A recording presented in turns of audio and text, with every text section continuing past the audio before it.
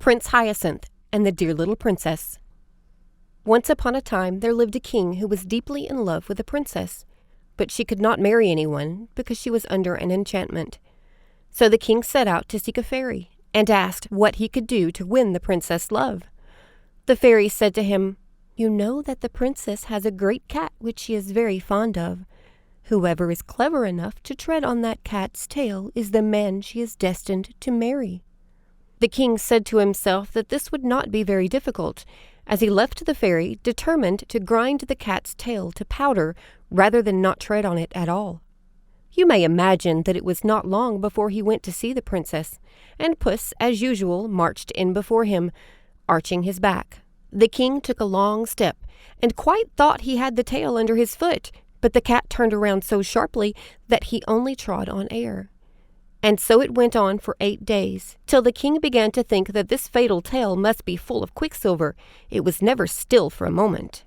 At last, however, he was lucky enough to come upon Puss fast asleep and with his tail conveniently spread out.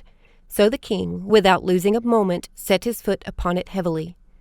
With one terrific yell, the cat sprang up and instantly changed into a tall man, who, fixing his hungry eyes upon the king, said, "You shall marry the princess because you have been able to break the enchantment, but I will have my revenge. You shall have a son who will never be happy until he finds out that his nose is too long. And if you ever tell anyone what I have just said to you, you shall vanish away instantly, and no one shall ever see you or hear of you again." Though the king was horribly afraid of the enchanter, he could not help laughing at this threat. "If my son has such a long nose as that," he said to himself, "he must always see it or feel it, at least if he is not blind or without hands."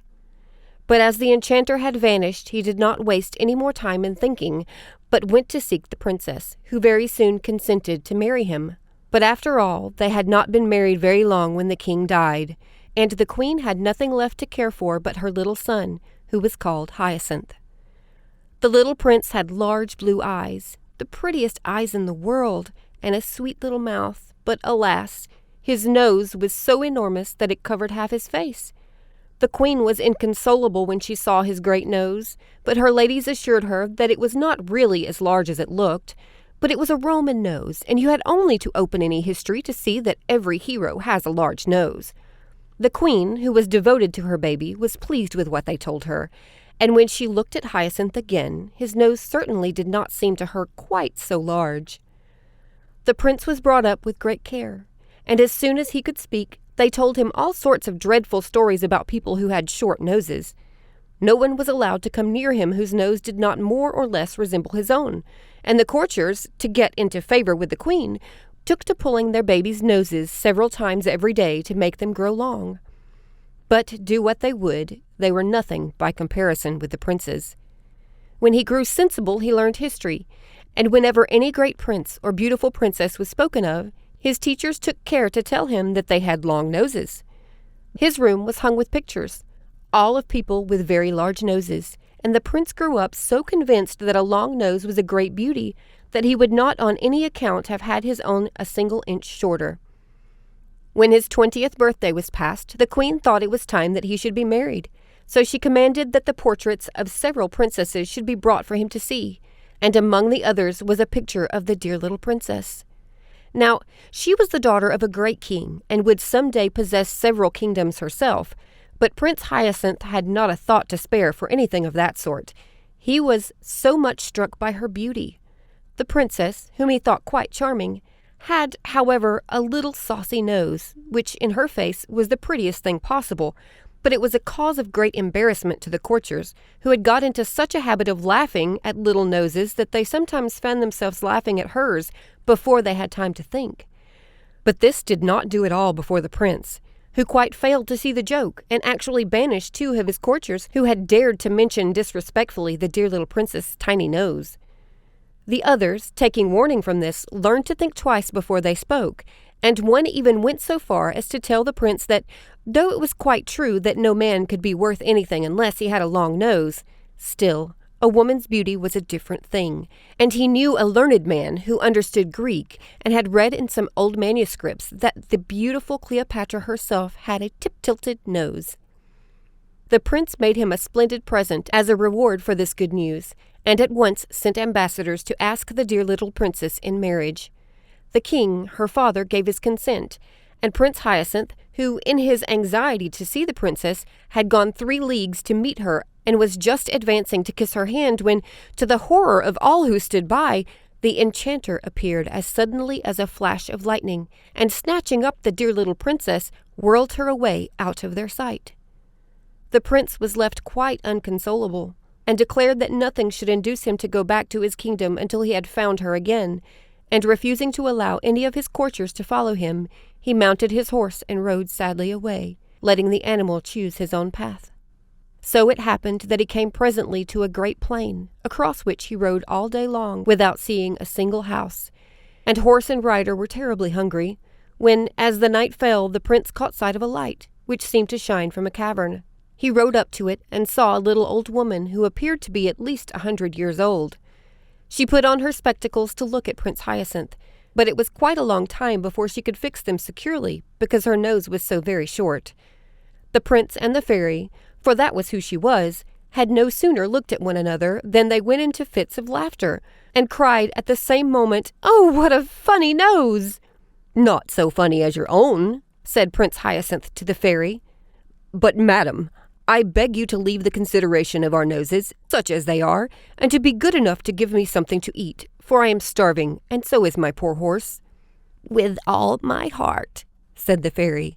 "Though your nose is so ridiculous, you are, nevertheless, the son of my best friend.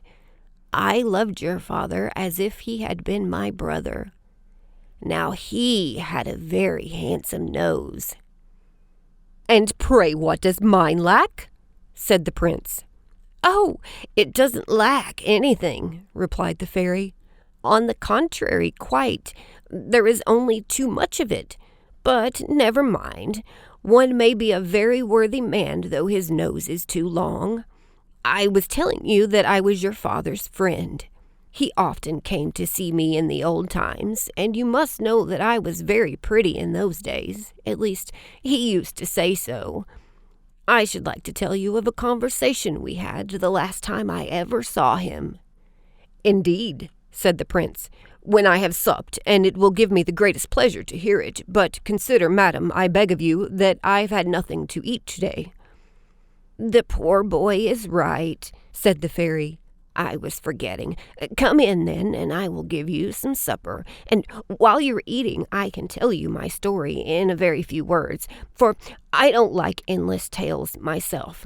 Too long a tongue is worse than too long a nose, and I remember when I was young that I was so much admired for not being a great chatterer. They used to tell the queen, my mother, that it was so. For though you see what I am now, I was the daughter of a great king. My father—" "Your father, dare I say, got something to eat when he was hungry," interrupted the prince. Oh, certainly," answered the fairy.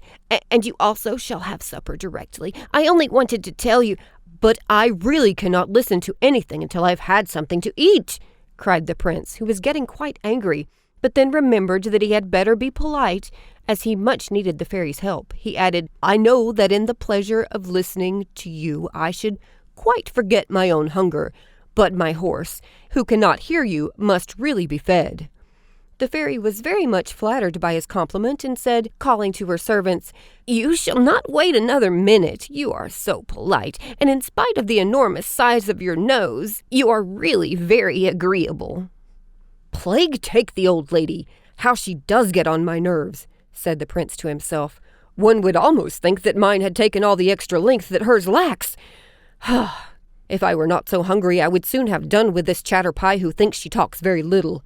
How stupid people are not to see their own faults. That comes of being a princess. She has been spoiled by the flatterers, who have made her believe that she is quite a moderate talker." Meanwhile, the servants were putting the supper on the table, and the prince was much amused to hear the fairy, who asked them 1,000 questions simply for the pleasure of hearing herself speak. Especially he noticed one maid who, no matter what was being said, always contrived to praise her mistress' wisdom. "Well," he thought as he ate his supper, "I'm very glad I came here. This just shows me how sensible I have been in never listening to flatterers. People of that sort praise us to our faces without shame, and hide our faults or change them into virtues. For my part, I will never be taken in by them. I know my own defects, I hope." Poor Prince Hyacinth. He really believed what he said, and hadn't an idea that the people who had praised his nose were laughing at him, just as the fairy's maid was laughing at her. For the prince had seen her laugh slyly when she could do so without the fairy's noticing her. However, he said nothing, and presently, when his hunger began to be appeased, the fairy said, "My dear prince, might I beg you to move a little more that way? For your nose casts such a shadow that I really cannot see what I have on my plate." "Ah, thanks. Now let us speak of your father. When I went to his court, he was only a little boy, but that is 40 years ago, and I have been in this desolate place ever since. Tell me, what goes on nowadays? Are the ladies as fond of amusement as ever? In my time, one saw them at parties, theaters, balls, and promenades every day. Dear me, what a long nose you have! I cannot get used to it." "Really, madam," said the prince, "I wish you would leave off mentioning my nose. It cannot matter to you what it is like. I am quite satisfied with it, and have no wish to have it shorter. One must take what one is given." "Now you are angry with me, my poor Hyacinth," said the fairy. "And I assure you that I didn't mean to vex you. On the contrary, I wish to do you a service. However, though I really cannot help your nose being a shock to me, I will try not to say anything about it.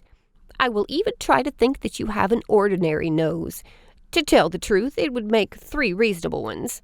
The prince, who was no longer hungry, grew so impatient at the fairy's continual remarks about his nose that at last he threw himself upon his horse and rode hastily away.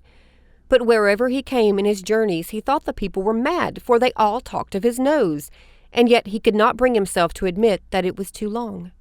He had been so used all his life to hearing it called handsome. The old fairy, who wished to make him happy, at last hit upon a plan. She shut the dear little princess up in a palace of crystal, and put this palace down where the prince would not fail to find it. His joy at seeing the princess again was extreme, and he set to work with all his might to try to break her prison, but in spite of all his efforts, he failed utterly. In despair, he thought at least that he would try to get near enough to speak to the dear little princess, who, on her part, stretched out her hand that he might kiss it. But turn which way he might, he never could raise it to his lips, for his long nose always prevented it. For the first time he realized how long it really was, and exclaimed, "Well, it must be admitted that my nose is too long." In an instant the crystal prison flew into 1,000 splinters, and the old fairy, taking the dear little princess by the hand, said to the prince, "Now, say if you are not very much obliged to me.